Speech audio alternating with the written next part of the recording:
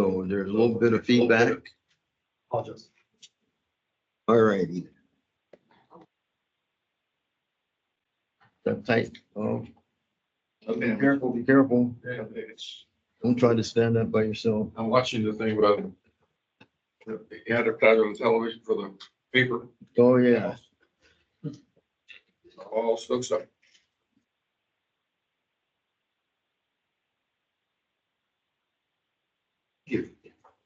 Okay. Well, let's get started here. Thanks to everyone for coming today. And this is the Public Information and Education Committee and special meeting of the Board of Directors, West Bay Minutes Water District. And I'm Chair Harold Williams of this committee. So we will go with the general manager to give us the, do we have a quorum for this? Happy to do. Oh, just a minute. Now we're fishing. No, we're fishing. All right, Director Scott Houston. Here. Chairman Harold Williams. Here. Director Desi Alvarez. Director Don Deere. Here. Director Gloria Gray. Here. We have a quorum. Okay, then. Next, do we have public comments? Mr. Chairman, we have not received any requests for public comment for today's meeting, though this meeting is being held both in person and virtually.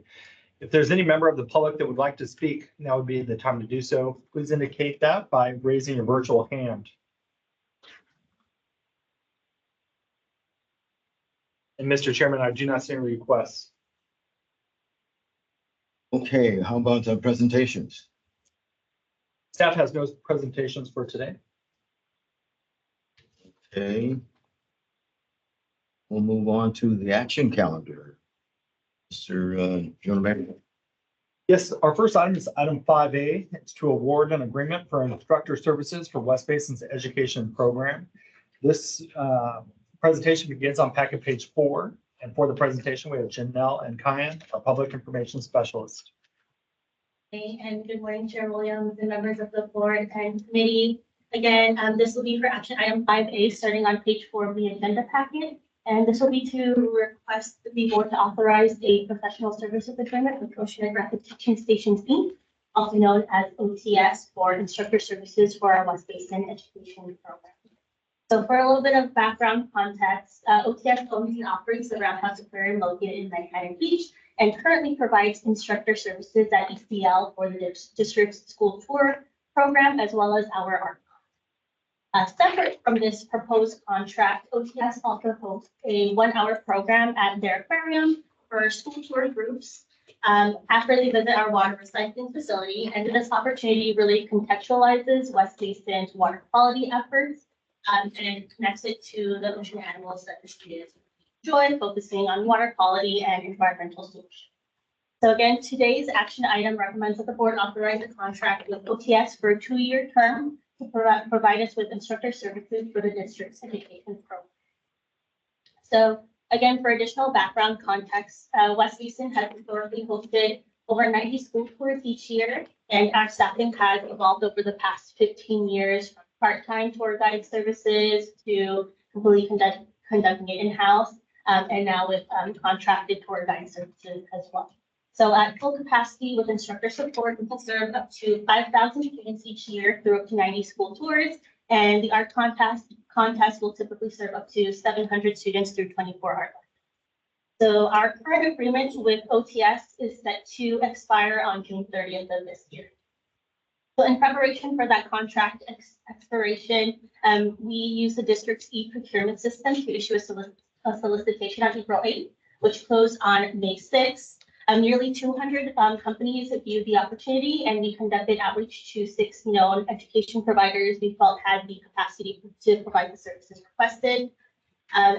Those services requested are listed in the scope of work that's attached as in attachment A on this agenda packet on page 6. And that includes 100 school tours, 24 art lessons, applicable training for staff members, And we recently added this year, which is 24 public tours, such as those for extracurricular groups such as Girl Scouts, which we had many of this year, 4-H groups and other interest groups as well.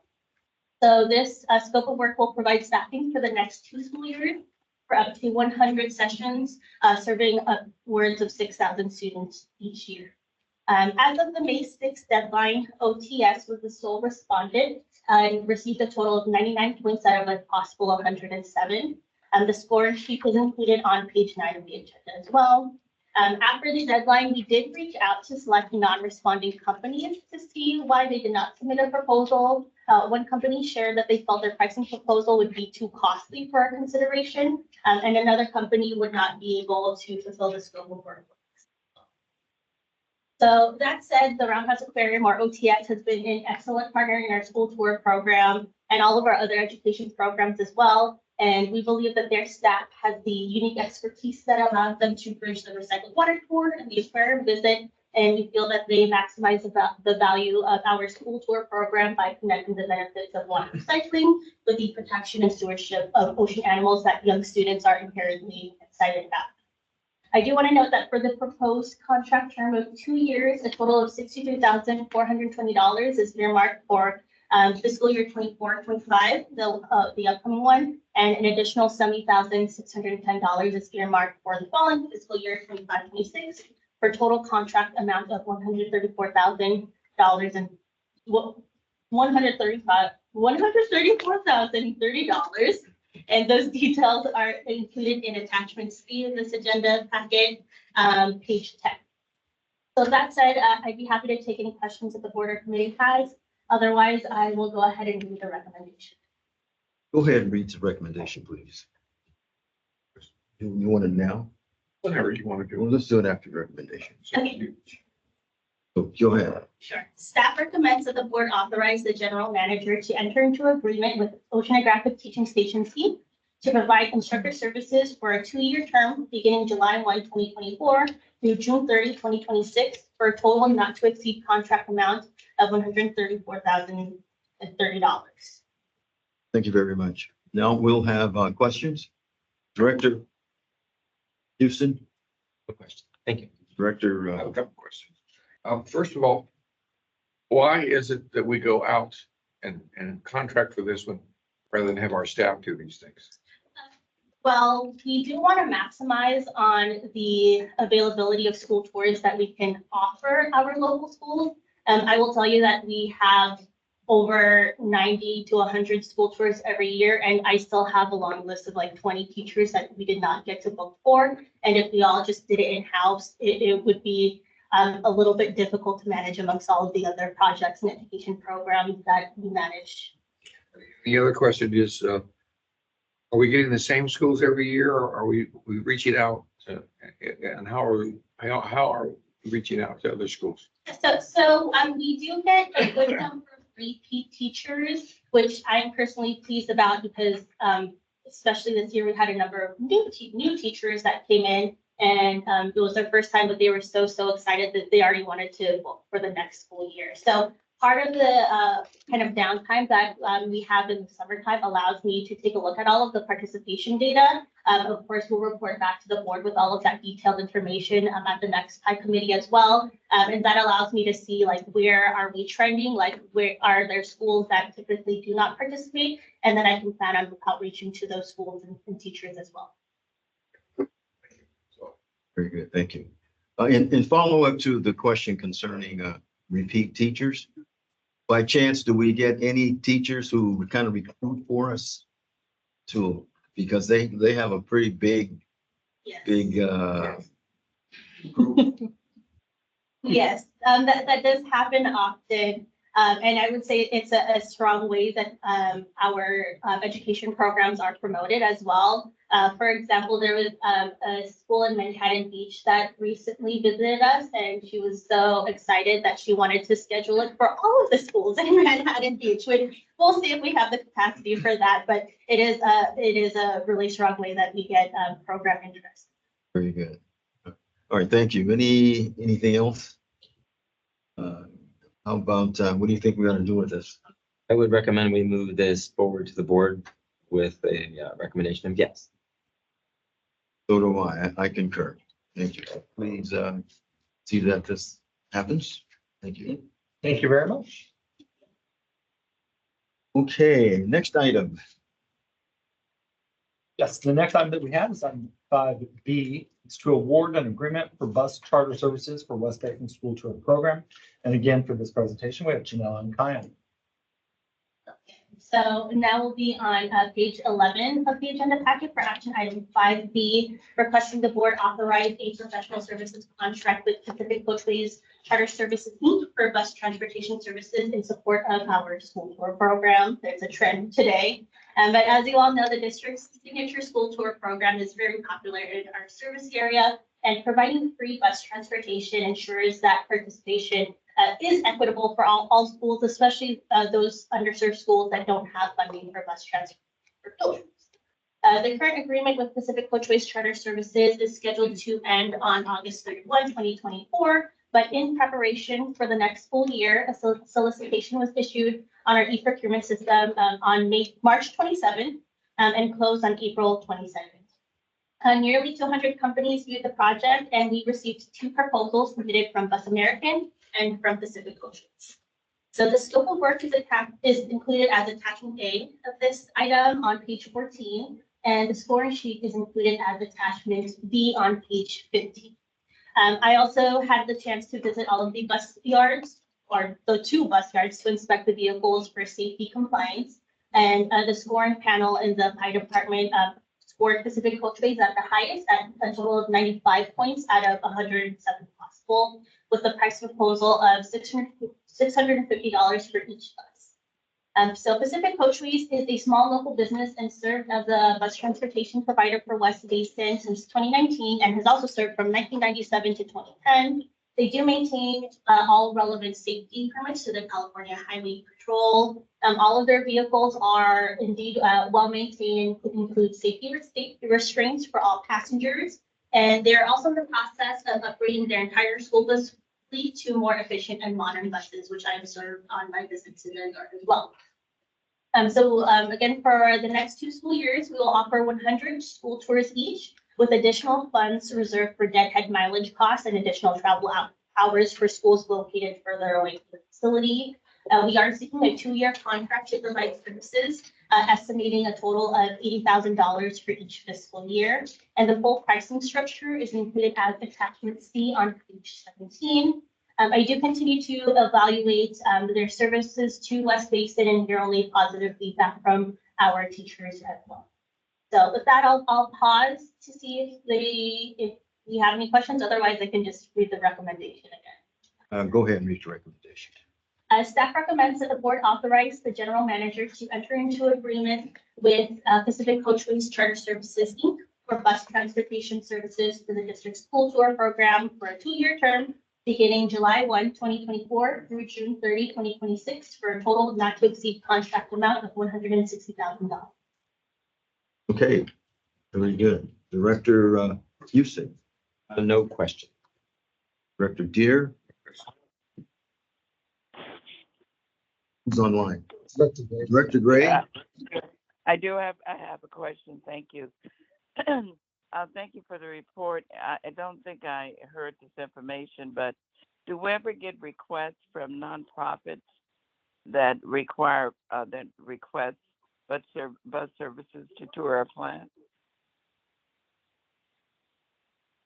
From my understanding, the question was if nonprofits request to visit our plants, and if we can provide the bus services for them.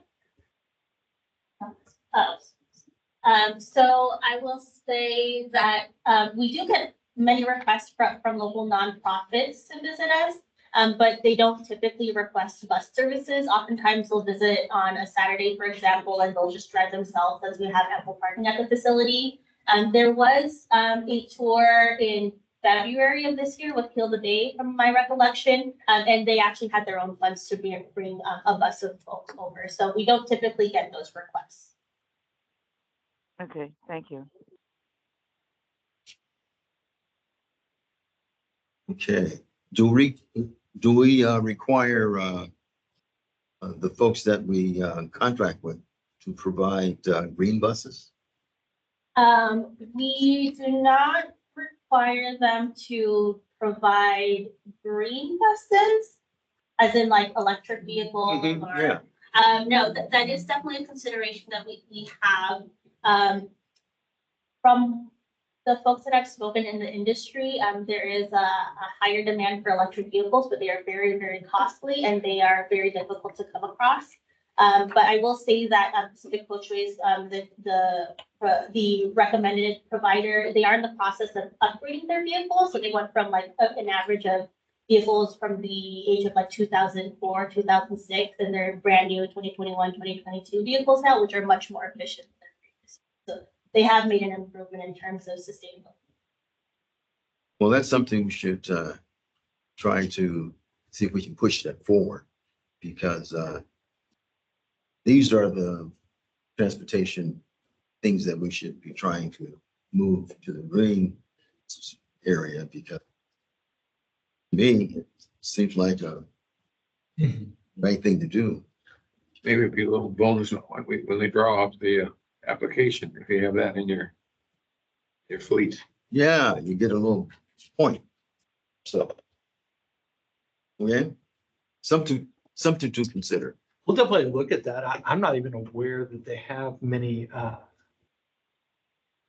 completely electric buses, with the exception of city-owned buses where they have the infrastructure to allow that. So I would have to take a look into that. I'm not exactly sure.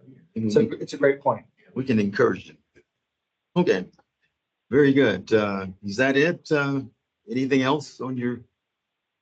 Okay, how about Director Houston? So I would recommend yes to the full board. And I concur. So we will see that happen. Thank you. That takes us to the next item. And that would be C, 6C, or 5C, I'm sorry. That is correct. This item is 5C. As you'll recall, in previous meetings, we did discuss the water harvest, and we have tentatively selected that initial date for the event. This is for the award agreement for event production services for the 2024 Water Harvest Festival. And for this presentation, we have Mel Miranda, our public information specialist. Good morning, Chair Williams, members of the board committee. This is the next one item recommending the board of directors authorizes the general manager to enter into an agreement with Manaya Management, DBA Coast to Coast Conferences and Events, to help coordinate and implement the 2024 Water Harvest Festival. Contracted amount is for $85,434 with a 5.34% contingency for a not to exceed total amount of $90,000. Historically, was based on his team with an event company to assist with the festival, which has greatly added to the overall experience of those attending. Referring to the table on packing page 19, we issued a competitive request for proposal on May 9th, and 12 companies engaged with the solicitation. Of those, 2 submitted bids by the May 3rd deadline, which were Bravo Productions and Coast to Coast. Both companies are very qualified and will be great for the festival. The scoring was close, as only 3.5 points separated the two, as shown on packet page 24 as attachment B. But we are recommending Coast to Coast over Bravo for the following reasons. A budget. Coast to Coast price proposal was $85,434, which is under our targeted price point. It was lower than Bravo's by $4,326. Second point. So last year, Coast to Coast came in under budget by $216, and we're confident they will come in on or under budget again this year. Experience. We worked with Coast to Coast for last year's festival. They were very proactive and collaborative. All the personnel was returning, and to paraphrase Director Williams, last year's water harvest was the best game. So we're confident they will want up to that as well this year. And communication. Coast to Coast is very skilled in digital communication, and we're very responsive to our requests during the process in a very timely manner. About Coast to Coast, they are a woman-owned local business at Long Beach, which started in 1994. They have produced over 2,500 events with clients including corporations, government entities, and sporting organizations. And they are also known for their client communications and collaborative efforts which they displayed last year. With these factors in mind, we are recommending that the board authorizes the general manager to enter into an agreement with Coast to Coast for the contracted amount of $85,434 for the 2024 Water Harvest Festival, not to exceed $90,000. That concludes the action item, and I'd be happy to answer any questions. Okay, questions? Question. Director Gray, No, thank you. that's it? Well, seems to me that, what is there left to do? So, I would recommend a yes, go to the full board. I concur wholeheartedly. So let's go. Director Williams, are you gonna get the dunk tank this year? when you- If and only if you move over.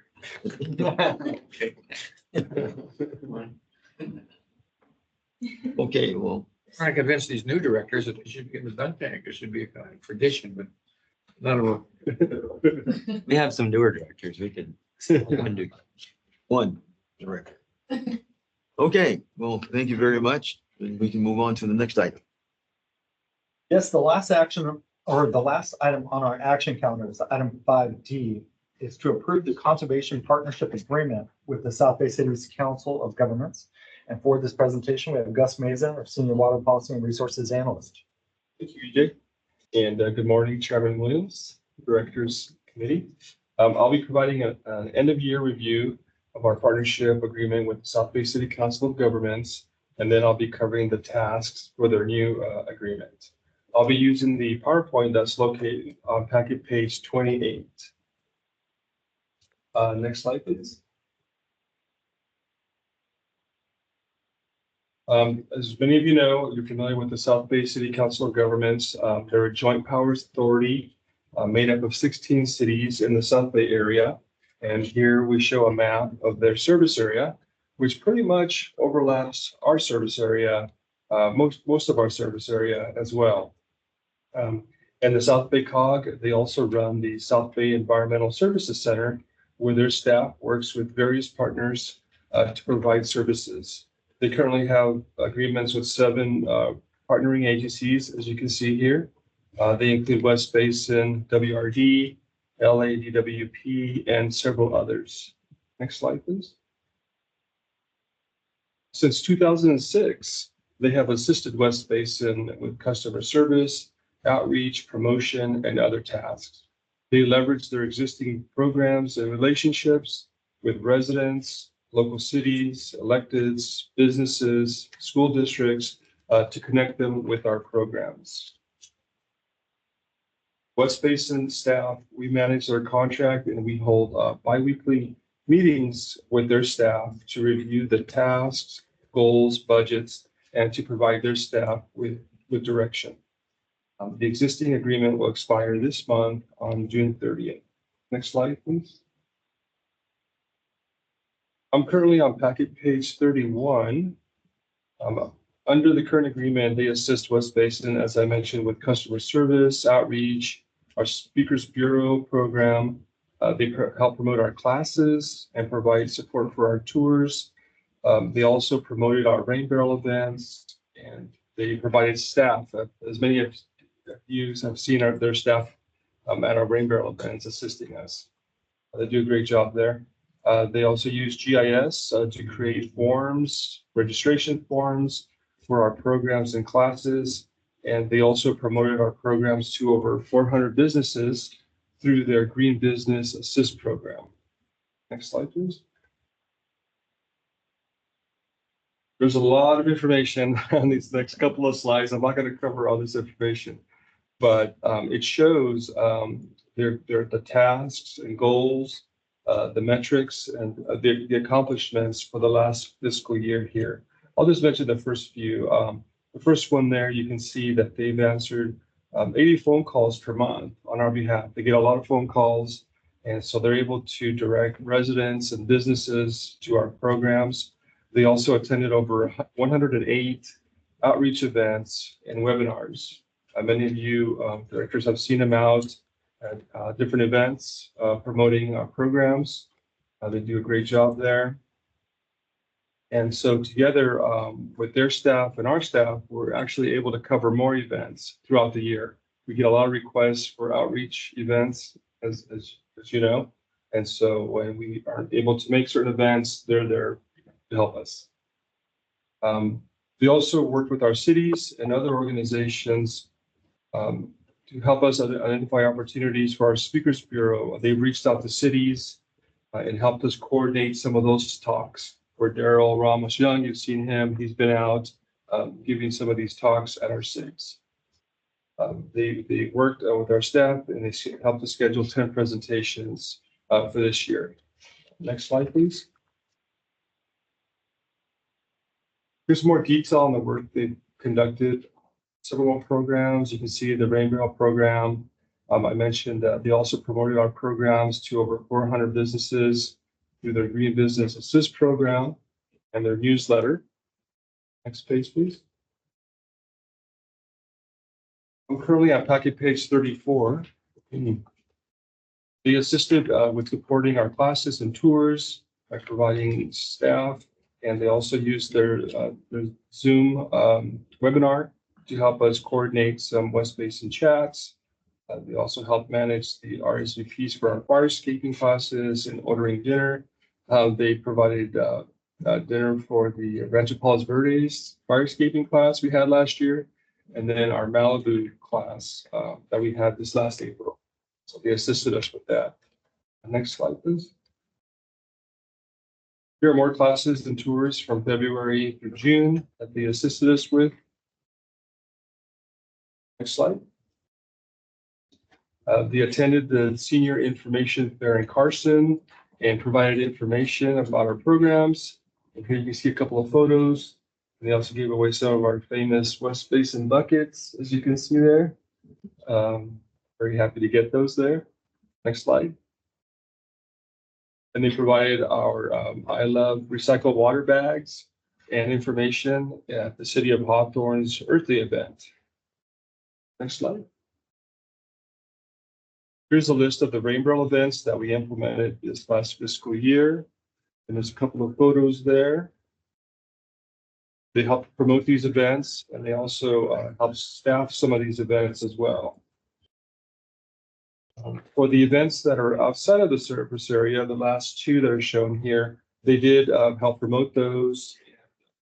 They also helped residents with registering for the events that took place in Malibu and West LA College. Next slide. Here's the current budget. As you can see here, they've spent about 85% of the budget through April. So they're right on track to be at budget or just under budget for this fiscal year. Next slide, please.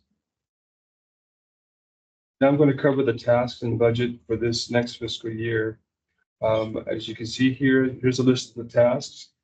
Staff met with their staff to go over these programs and discuss them.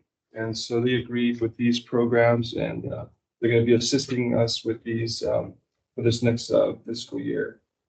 Next slide, please. Again, here's the detail and the metrics for the various tasks that they'll be assisting us with for the new contract.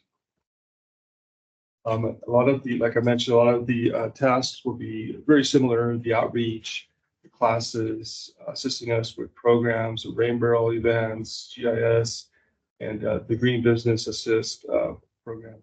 Their staff continues to reach out to businesses to add them to their Green Business Assist program. And so they'll continue to promote our programs to those new businesses as well. Next slide, please.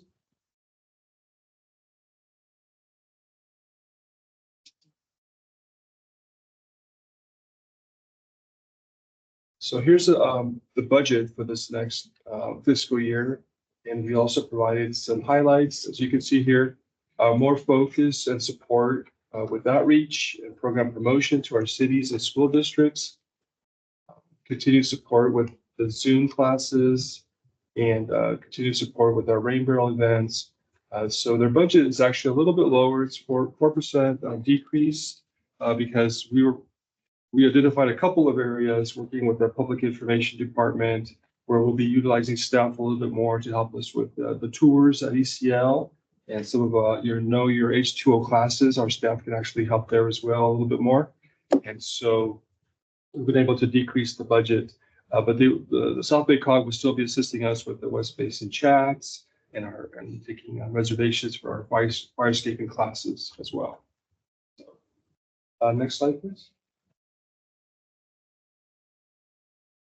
Okay, so in summary, in their next agreement, if their next agreement is approved, the South Bay COG will continue working with our staff to find more speaking opportunities, leveraging their partnerships, assisting with our virtual classes, attending outreach events, providing customer service, and presenting our programs to their steering committee and to their board as well. Next slide, please. So at this time, I can read the recommended motion. Please do. Please. So the recommendation is that the board authorizes the general manager to enter into a conservation partnership agreement with the South Bay City Council of Governments to promote and support West Basin's programs under the direction of staff from July 1st, 2024 through June 30th, 2025 for an amount not to exceed $163,260. So at this time, I can take any questions or comments that you may have. Thank you. Right. Thank you very much. Great report. Director Houston. Thank you, Gus. No questions. I think you all know I highly regard the COG and the work they do on our behalf. I think they do a great job. They're always out there. Another thing that is noteworthy is it's a consistent group of volunteers that they have too. So a lot of the volunteers have been with them many years, and they're always at a number of our booths in all parts of the region, South Bay, and enthusiastic too. So it's just a good partnership. You know, I know that EJ, I'm sure, tells Jackie how much we do value them being you know, like almost an addition to our staff, and so I highly support this. One thing it was noted in your report was the fact that they put the marketing materials in the city halls and other places. And I think that must be how it's getting there, because I know our staff isn't all going out and putting them in there, because as I've been in different city halls, ironically, I will see them. You know, I was in Gardena a couple weeks ago and saw some. I happened to be down Lomita a while back and I saw them. I'm like, wow, West Basin stuff. It's right there. It's in the El Segundo lobby. So I know it's happening, and I just wanted to note that and appreciate that. So I will recommend yes to the board for approval, Mr. Chair.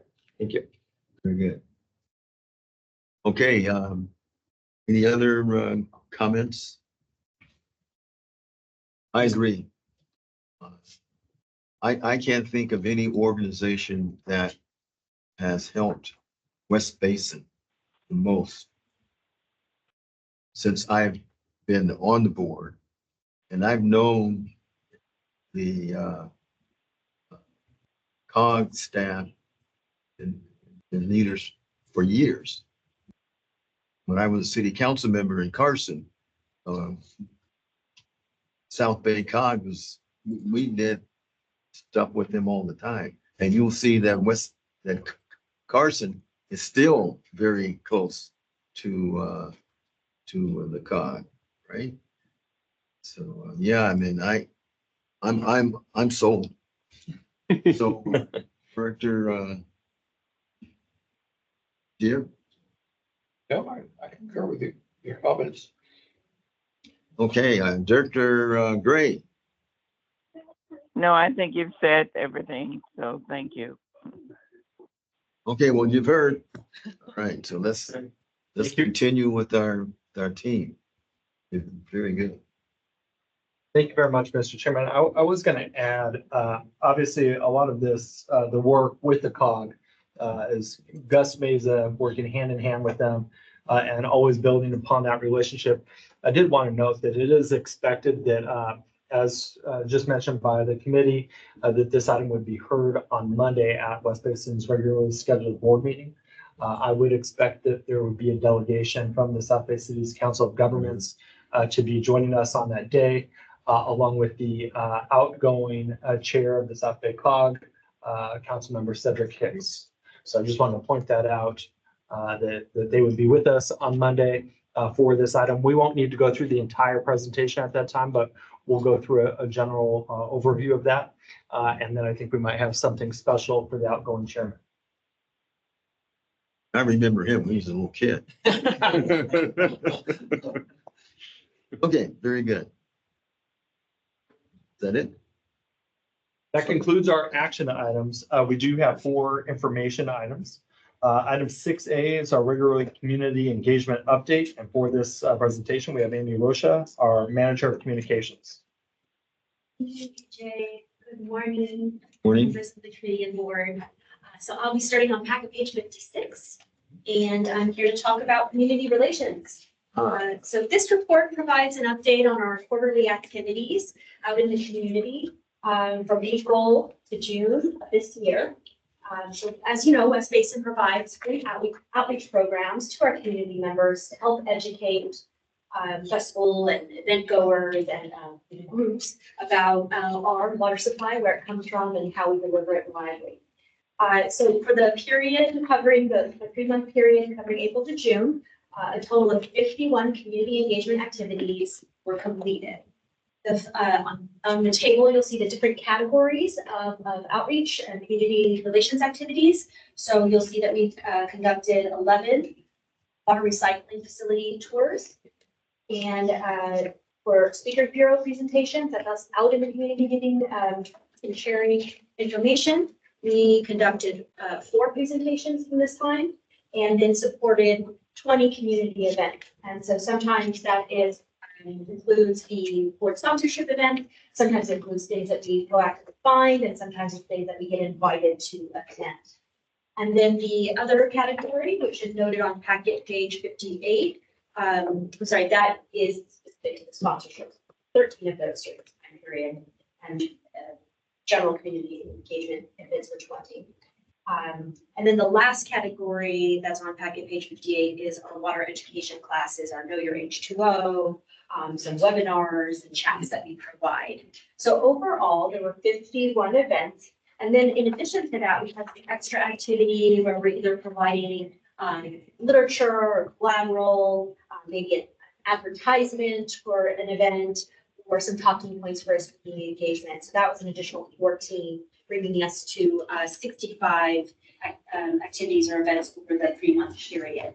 So we find that engaging with our public is a great way to not only increase participation in our programs, to educate people about water supply, but also hear from them too on what they know, and it helps us inform our programs further. So it's kind of a nice interaction to get to hear back on what they like. So with that, I did just want to recognize that community engagement programs are overseen by Public Information Specialist Jill Ramos-Young, and we work in close partnership with the Administrative Services Department. And then I do want to thank all of the staff that attend these and help participate and show their enthusiasm being a West Basin representative. So that concludes my report, and I'm happy to take any comments. Comments? I do. Thank you, Amy. Couple things I just going through my mind real quick. By the way, we just had a public tour at the plant last weekend, wasn't it? The last weekend, I think. Was it well attended? I'll let Mel Miranda speak to that. He is helps coordinate that in. We had 30 folks, 24 10 and 17 from the service area. Oh, okay. So for the Spirit Police, So how many total? 24, 24. Okay. 17. Got it. And then I saw that one of the other ones, the Know Your H2O class, says here, I think was 30. Yeah. On an evening, right? So that's good, which I think, isn't that like the cap? You guys cap it about 30-ish? Yes, he's bigger, but yeah, I think that's a good turnout. Okay, no, I think it's a great turnout. Yes. Okay. So, so I know I'm really pleased because we're doing that and people are showing up, and anyone who does tell me whether they've been to an event, a function, a tour of the plant, they're always really, really happy. And so I just wanted the staff to know that it does go a long way for residents of the communities when they've come and visited. The other thing I thought was noteworthy here is, you know, yes, it's through sponsorships, but the on page 58, I have to say, you got to think about the amount of people we potentially touch when we're out there present at these sponsorships and these events. So, and I think for our directors, we should note that too, because when we get a booth at a function, I mean, you just don't know how many people potentially will stop by and get the information from us. Or if it's the COG that sometimes happens to be the rep at some of these events, but regardless, as far as I'm concerned, I still think that that's a great way for us to continue being a community. You know what I mean? And I know that some people have differences of opinion, but at the end of the day, we're not there. These people all missed us. You know? One last thing, and I did hear this more recently, because I've been up there a couple times, but you know, when we do the Palos Verdes Chamber of Commerce event, and the one thing about the layout up there, and I don't know if we can change it, but they do seem to put us off on the side with some the other public agencies, and I don't think we get as much traction. So maybe staff, you can have a talk with them in the future about where we place our booth up there. It's a minor issue, but you know, when they lay these things out and they put certain groups in certain areas and they put all the public agencies are way over here versus, you know, some of the other vendors, whatever, you know, people don't walk over to that side. They stay over on the other side, you know what I mean? And then I think it's, I just think it doesn't serve us as well. We do appreciate being part of all these groups, organizations, but on the other hand, if you can tactfully find out, can we sometimes get a better spot? Or maybe they'll readjust the layout. Just an observation. But other than that, I just think these tables really show the work, yes, you all are doing, but also the fact that on behalf of this district, we are so present. We really stepped it up. And so thank you for that. And thank you to everybody who helps make that happen. Really appreciate it. Thank you, Mr. Chair. Anyone else? Director Gray?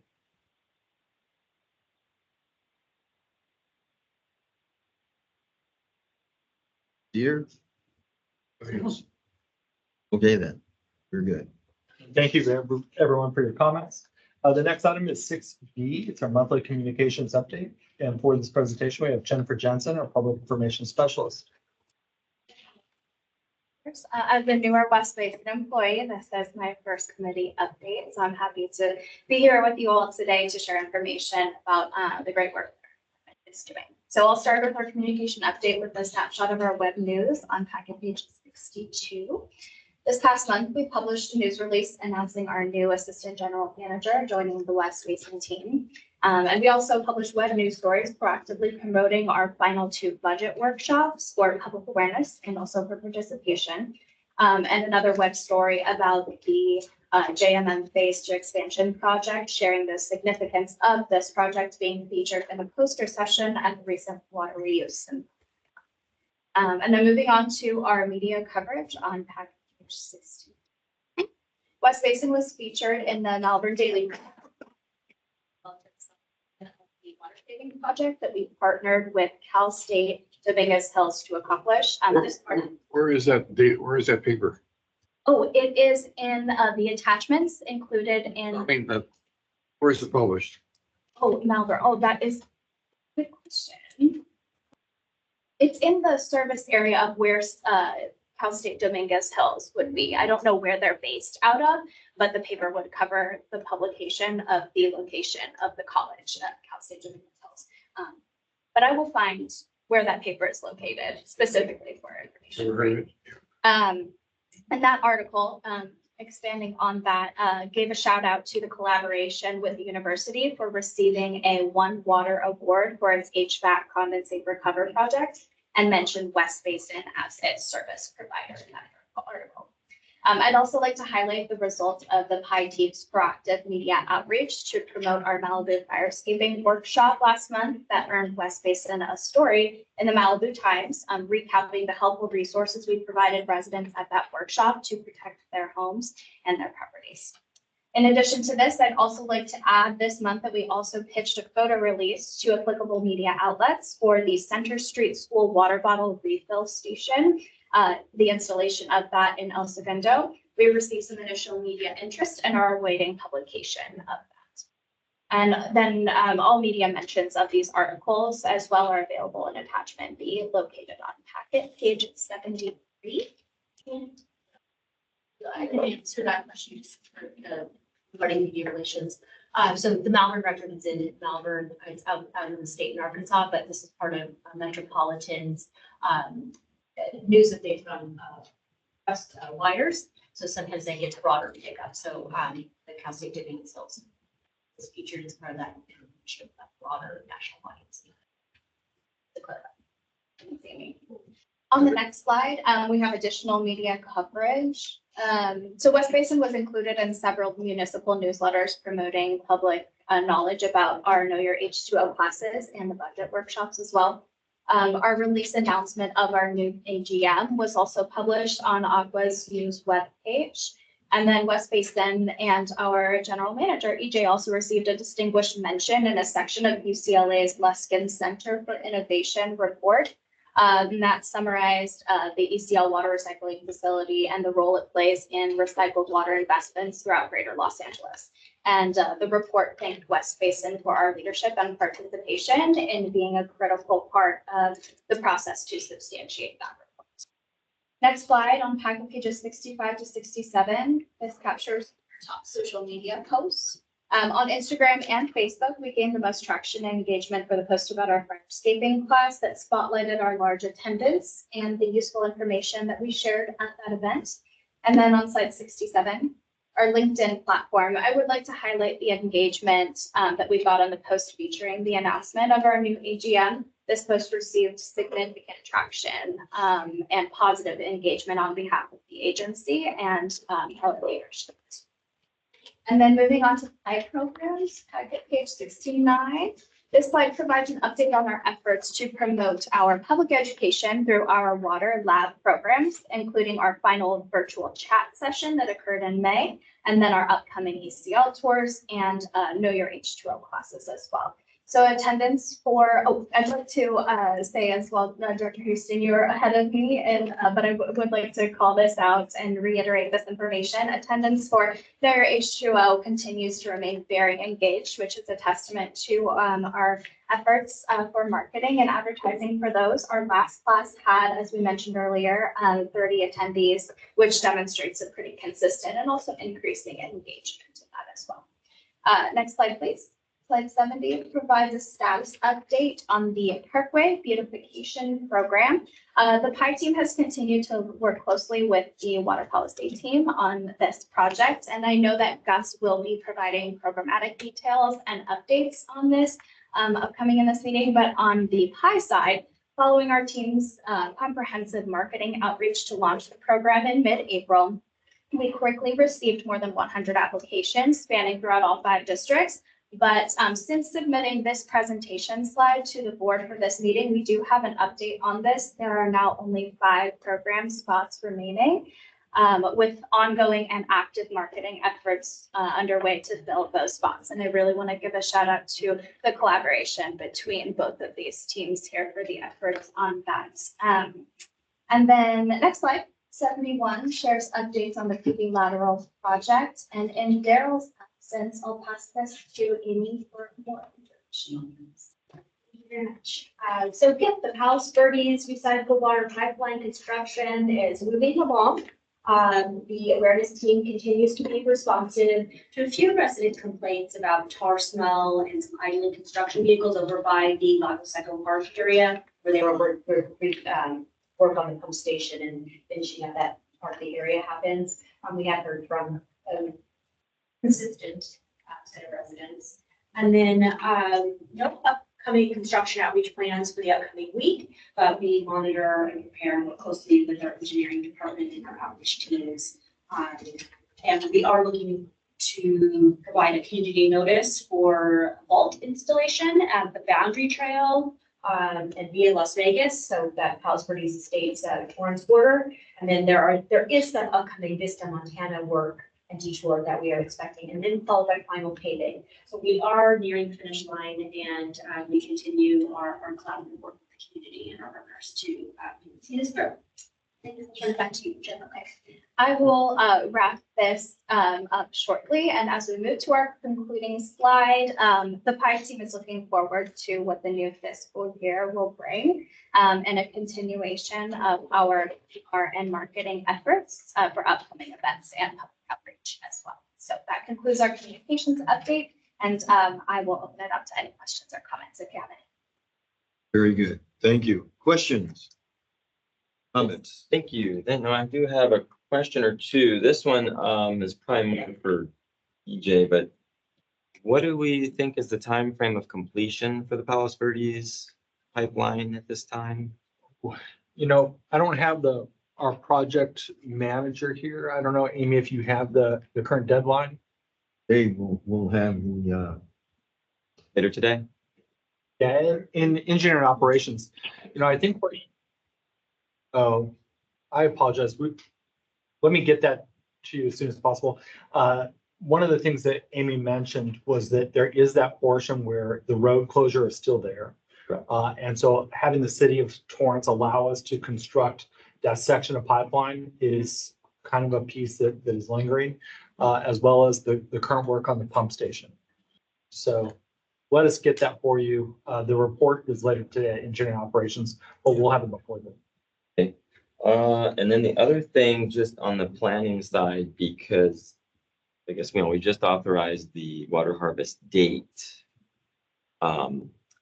Is there a way at some point in the near future we can create something for a save the date that just kind of starts getting out there? Because people do ask, are we having water harvest? Da, da, da, da, da.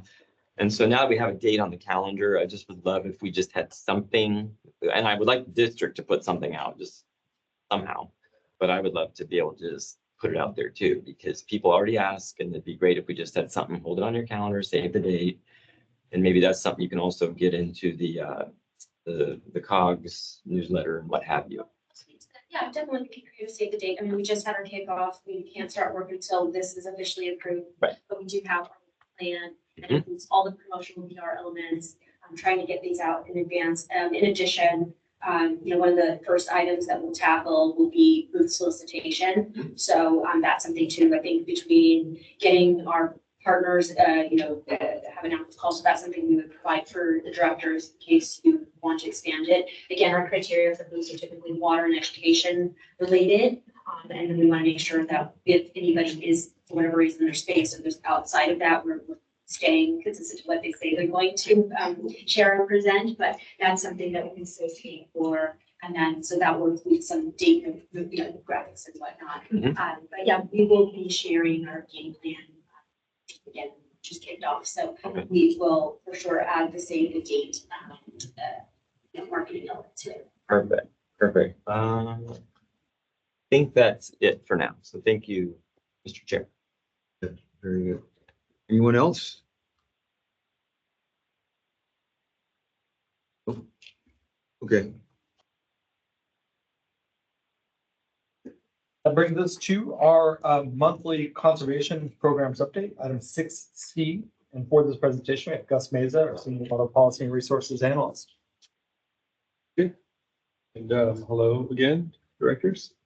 I'll be using the PowerPoint that's located on packet page 88 for our monthly conservation update. Next slide, please. As Jen mentioned here, our departments have been working closely together on promoting and developing this program and rolling it out. As you remember, we launched this program back in April during Earth Month, and we've been seeing lots of interest and lots of success with this program. Our current goal is to construct 25 free, beautiful, water efficient parkways in our underserved low-income areas. Next slide, please. I'm currently on packet page 91. The number of parkways, this is the number of parkways constructed as of May 31st. That you can see here on the table. But we've had a few more constructed during this month in June. And Division 1, we've had 6 gardens constructed. In Division 2, we've had 3. Division 3, we've had 5. Division 4, we've had 4. And in Division 5, we've had 3 gardens constructed. So we're currently focusing our efforts on Divisions 2, 4, and 5 in order to get at least 5 gardens constructed in each division. Since this is a pilot program, we were estimating that parkways would be around 400 square feet, but our landscape contractor is letting us know they're a bit smaller, so it's more about 200 square feet. So that's going to allow us to do maybe 1 or 2 more gardens per division. So that's some good news there. To give other residents a chance to get these free parkways. We also are working with our public information department. They assisted us with developing yard signs and to help promote the program. So when they're out there building these gardens, they'll see our yard sign and our logo and how to contact us. So hopefully some of the neighbors there will see what's happening and they'll also want to get a parkway and they'll sign up with us. That's the hope there with the yard signs, and also through word of mouth. And also we're contacting those who qualify for the program to see if they have any neighbors that would also like to participate in the program to try to get more people signed up. The next slide, please. Here are some before and after photos of the parkways. At the top photo is the grassy area that was removed. And then the bottom photos you can see are the new water efficient parkways. One thing to point out, the top right grass area, you can see there's water in the curb, the gutter area there. A lot of times when there's sprinklers there, they tend to overwater. And so there's runoff that goes into the gutters, which is not good. And so with the new parkway, we're hoping to eliminate that with these water efficient parkways. Yes, can I? Yes. Something real quick too? Yes. So Director Alvarez had asked before how these projects were being constructed in a way that would better capture stormwater, make sure there was less runoff. And we were able to confirm with our contractor that they do build in kind of subgrade a little bit so that water is able to stay there and stay on the property. So I know he's not here today, but I just wanted to share that. That's good. Question or two. Just out of curiosity, I have no idea. Do they remove the sprinklers that are within the parkway? Do they actually just like You do remove the sprinklers and they convert them over to drip recreational. So you're going from gallons per minute spraying to gallons per hour drip. Mm-hmm. Okay, no, that's good. That's good to know. And then the other thing is my note. So the funding came through Metropolitan. I don't know what the deadline is for completion on all of this, Gus. Are we under some sort of deadline to get these finished? Yeah, we're continuing through into the new fiscal year with this program. Because they're smaller spaces, you're able to potentially do some extras, if you will, right? You said. Yes, we've extended the contract of our landscape contractor through next year. Cool. So is it, I think it's appropriate that maybe when this is completely done, can we put out some sort of a post-project press release that just says what we did, what communities, these took place in. Yes, we got the money from Metropolitan. So really it's probably a partnership with Metropolitan, but can we do as I say, post-project wrap-up press release when this is all done? Because I think it would be really good for us to showcase that, to our service. Yes, it's in the works. Okay, very good. Cool. I think we should do that on all of our projects. We try to provide a summary of, what the program is about, what we accomplished, the square footage, water gallons saved as a result of removal. At some level, we like to do a recap for our websites, for our social media, and then for media, especially if there's like a certain group or there's heavy participation, that's relevant. And then ideally, it drives participation for something like this, which is a pilot program, into a fuller scale program or the next phase when that is, so that people can see the results. And we look to gather throughout the whole process, we get to gather photos and visuals and things that help tell that story visually, because it's really lovely to see what it looks like. So that is something that we do and try to do consistently. Yeah, no, I appreciate it. And also because then it's there permanently on our website too, as you know, I mean, because, then when someone looks and they see over the course of a year, what all did we do? And they can see, a number of announcements that came out. So I think that would be awesome if you guys could look at doing that. That'd be great. Because that's a great program. Thank you. Next slide, please. Okay, next I'm going to talk about our Grass Replacement Plus program. We have provided all 35 landscape design packages to the qualifying residents. We've seen 13 of these residents use their landscape designs to apply for the rebate.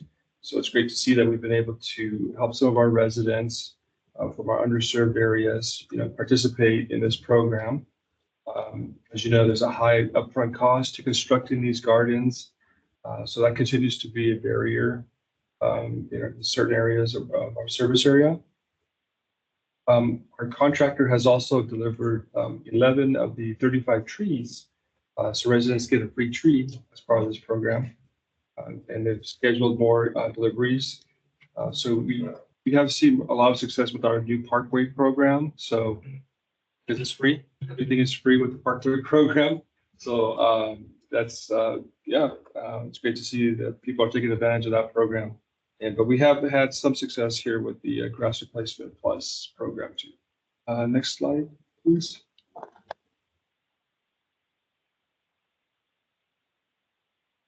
And here we show a table of the amount of rebates going back to July 1st, 2022. We've had 81 residents apply, the potential there of 143,000 square feet that could possibly be removed through that program. Next slide, please. Real quick, yes. I just want to speak to this. Just that in divisions 3 and 4, not unexpected what we're seeing here. We know that there are some disadvantaged communities in Del Aire and in West Carson, but it just, those are kind of smaller in scope to the disadvantaged communities of some of the other divisions. And so that's kind of why you see those differences in the numbers on this slide. But I know in a couple slides, Gus is going to talk about our grass replacement numbers in general. And we can talk a little bit more about some of the actions that we're taking to advertise the program in the coming year to hit some of those areas that haven't had as much activity lately as well. Great, thanks, Pat. Next slide, please. Matt mentioned this is our residential grass replacement program. This is where we provide an extra $1 to MWD's $2. So we're providing everyone a $3 square foot rebate throughout all of West Basin service area. And you can see here total applications, 91 applications. We're tracking this monthly with 137,000 square feet there. So as the summer months warm up here, it's getting hotter. We're hoping to see more people apply. We did have a very wet winter, a lot of rain. So we hope to see more participation here. And so maybe I'll just weigh in real quick here that last week, I think, Amy, your staff put out some social media outreach in terms of the program. And then we're also going to take into account the new fiscal year. We'll have additional funding for this program. We'll kind of have an idea of what our goals are and our targets are for how much square footage we want to go after, utilizing the grant funds that we have access to. And so we'll be putting together kind of an outreach program for the grass replacement program in general that Amy's team and my team will be working on together to target that, because overall, service area wide in Metropolitan's service area, they've seen a big decrease in interest in the program. And so, we want to continue to see ours thrive. And so we're going to take every action that we can to continue the momentum that we had coming out of the drought. So just wanted the board to know that. Great, thanks again, Matt. I ask a question? George? No, I'm glad you brought it up, Matt, because I was going to bring it up too, because I've noticed, yes, the numbers have been trending very low for a while, but obviously it's been wet and this, that, and the other. So hopefully with the dry climate coming back into play, people will be looking at this. I'm glad to hear you all will look at some sort of a plan. I like what you just mentioned, some sort of square footage goal. That's probably a good idea. Is that something that you all will bring back to us just to give us like an overarching highlight of the goal? Yeah, we certainly can, because we have, at least in the past, we've dedicated different dollar amounts to different areas, $3 to our disadvantaged communities, and then $1 to our regular other areas. And so what we'll do is kind of craft that, taking a look at each of our different customer classes, CII, residential, public agency, and we can kind of share how that integrates with the plan that will kind of move forward in the next year. The other thing is, and I know when I'm out talking to people, and obviously when I do my public talks, I always push this, because I mean, truth be told, this is really our biggest incentive we can offer our residents. Rain barrels is seasonal, other things kind of come and go, but this is the one thing that we're constantly doing, we can constantly push out. It is literally money on the table. So if, when everybody else does their talks and staff does their talks, I think that that's the biggest thing we can always push. One thing I'd like to see eventually, let's look at redesigning the flyer at some point, because it's been the same one for quite a while, and they get stale, and the thought would be to look at redesigning it, but that doesn't mean all the ones already printed, you throw them out. But what I'm saying is, we've used the same graphic for quite a while. So maybe if you freshen it up at some point, that'll help spark people to see it again in a different way, right? Because I know I would love to have a new electronic version to just push out. And then when those other ones start, the printed ones start running out, you can print more. But if you could look at that, that would be an ask from me. Yes.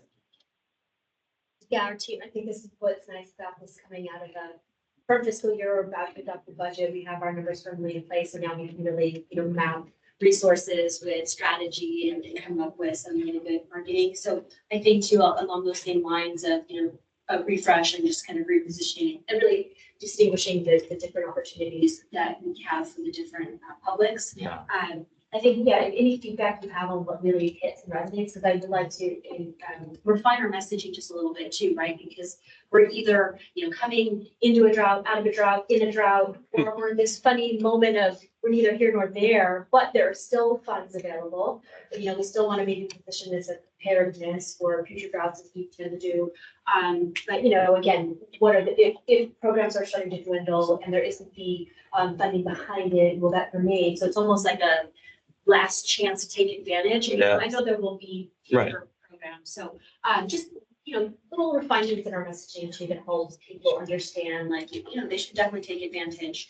So any feedback you have that really lands with, your community members, we are always open to hearing those suggestions that will help us make that more efficient. Good. No. I greatly appreciate it. And also you can talk to the COG too. So when they're manning those tables, that they can push this as the number one thing.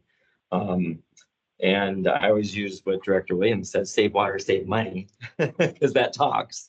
I think it's a great talking point. And lastly, this just has the numbers for the last 3 months or so, but we've taken out a lot of grass in this district over, let's say, the last 5 years, give or take. I think we've hopefully been one of the leading water districts in the metropolitan family. And I do know that apparently some of the districts don't even advertise Met's plan program to their people, which I think is shameful. So, but that's not us. We not only do it, we throw extra money in it and we push really hard, even though it does affect our bottom line. So kudos to everybody here and staff and the board, but you know, when I hear that other agencies want to hide the fact that their residents can get money to take out grass, in this case, part of it's a pass through straight from Metropolitan, that's unfortunate. But it allows us to take advantage of those funds from Met. So let's just keep doing what we're doing, brushing it up. You guys are going to create a plan. I think that would be great that, you know, when you're ready to share it with the board. So we can all be on board to just push, because now, you know, we're going to go into a dry summer and probably a dry winter. I think now's the time to just, you know, crank it back up. And we got some great opportunities as well as the water harvest coming up too. So we can make sure we really promote this. Even as Director Alvarez says, I mean, our biggest thing we can ever do is take out more grass across the service area, make permanent change. So thank you. Okay, I'll keep this going real quick. Next slide, please. Next program is our Public Agency Assist Program. Our current landscape designer, Swazer Consulting. They continue to work with our cities and schools to provide them with a free landscape design. And they can use this design to apply for the rebate for their projects. We recently met with the city of Redondo Beach and Hermosa Beach. We have a meeting scheduled with Lawndale Elementary School. And so we've emailed all our contacts. Some contacts have changed, but we're going to continue to reach out to them to see how we can assist our cities and schools with the free landscape designs that we can provide them. Slide, please. Since last year, MWD has received 25 applications with the potential here of 158,000 square feet. MWD's current rebate for public sector is $3, but starting on July 1st, they received a grant and they're going to add an extra $1 to their $3. And so they'll be offering $4 per square foot to the cities and schools, parks, public sites. So that's good news. Next slide, please. Okay. The next project here is our partnership with Las Virgenes Municipal Water District and the LA County Waterworks District on a new program that we're working to launch here soon. We've all been working very hard to finalize the three-way MOU with Las Virgenes, and so we're in the process of getting that over to our legal counsel to review. We also interviewed and scored 2 respondents to be the project manager for this project. And so staff will be bringing this item back next month in July. It will be a recommendation for the project manager that's going to help us with developing the marketing and implementing and helping with the grant reporting, and really helping us to roll this program out in the Malibu Topanga area. We're very excited about this program. So things are moving forward with this program. Question? Sure. Thank you guys, because you know, I've been waiting on it for effort. So it looks like you'll have a recommendation for the project manager next month for us to approve. And when do you think this MOU is finally going to get signed so we can get to work? Once we get our feedback back from our legal counsel, we'll let Las Virgenes know if we have any changes or if we're fine with it. And then they'll be sending it to LA County Waterworks to review and to send up to their board of supervisors for approval. So that could take a couple of months, I'm thinking. So the goal, hopefully by September-ish. Hopefully, maybe in the fall, we can The fall. talk about this. Okay. Okay, good. Well, We'll have our project manager on board and we can start developing some marketing materials and really perfect. developing the program and trying to roll it out. You all know I'm really anxious on this. We haven't been up to Malibu and Topanga to talk to them about some things in a while. And now that we're going to dry time, it'll be good. But, you know, let's do everything we can to get out there for the fall. I would love that. So thank you guys. Next slide, please.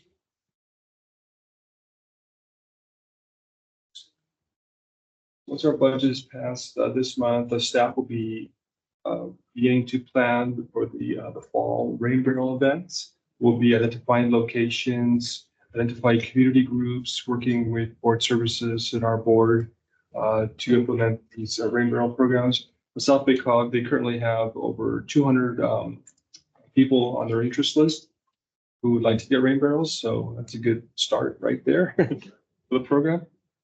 Excited about that. Next slide, please.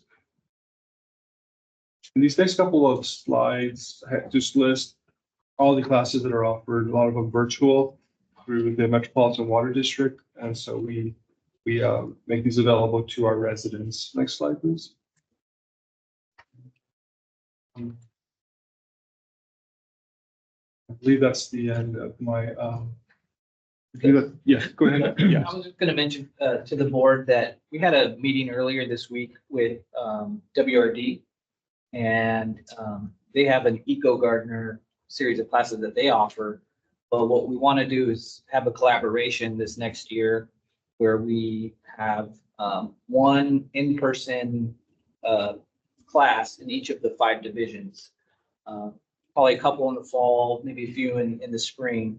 But this would be a first time that we've kind of collaborated with them together in our shared service areas. So we're excited to explore that, and we're going to kind of put together a concept for that, and we'll be sure to share that with the board in the coming months. Sounds good. Great, thank you.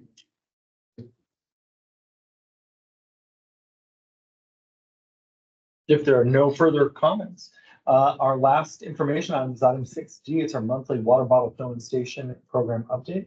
And for this presentation, we have Tammy Hurley-High, our water policy and resources analyst. Thank you, EJ. Good afternoon, members of the board and committee. So this item, we have a few PowerPoint slides to share with you, and it begins on page 111 of the committee packet. So the first one, which shows the applications that we received last year, and all of these applications have been funded. They have been installed. There is one marine station in Hermosa Beach. We see that it's not installed. The reason for that is that they have had challenges. They've been wanting to install this wall-mounted station inside of their community center, but they are unable to. They notified me that they will need to return the funds that we awarded them. It was in the amount of $1,000, but they're just not able to install that. And they can't find another location either right now. Yeah, so it's heartening, but anyhow, so we're working on that with them right now in terms of coordinating that funding return. Next slide, please. So this is the applications we've received so far this year. And as you are aware, last month, you all authorized waiving conditions under the program guidelines to allocate remaining funding to entities that have submitted more than 2 applications this year. I'm happy to report that we have received a 3rd application from the Redondo Beach Union High School. We are also, I've been in communications with other entities as well, and I look forward to receiving their application soon. Next slide, please. Yeah, so here's a list of those agencies we talked about last month.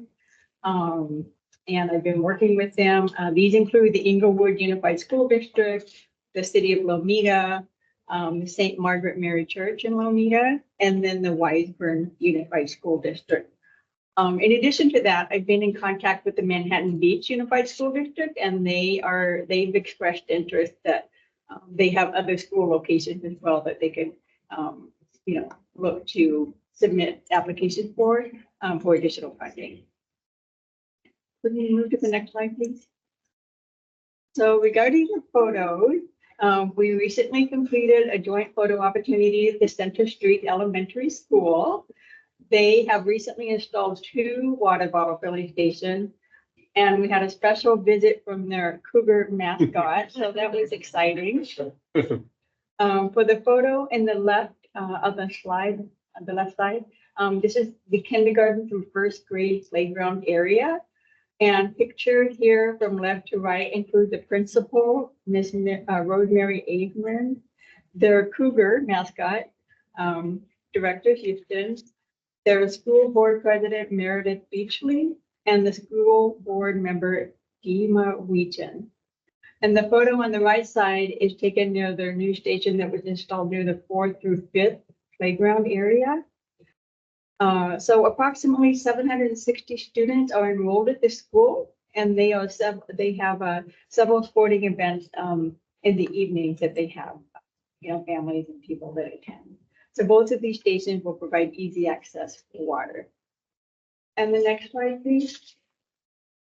So lastly, this is the budget that shows the applications we've received so far, and I will keep you updated as things progress in this area as new applications are received. And that concludes my report. I'd be happy to answer any questions that you may have. Questions? Questions? Director Gray. Okay, thank you very much. Very nice.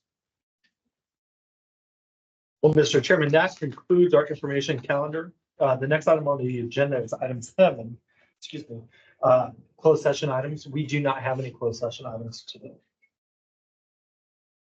Well, that's the case.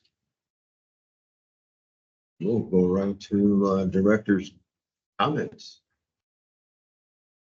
Although he's had enough comments. My only comment, right, Chair, Go. is that this seems like despite the problems we've been having in terms of the virus going around all this business, our staff continues to do a great job in the area of educating the public and involving the public. I congratulate all of you for a great work.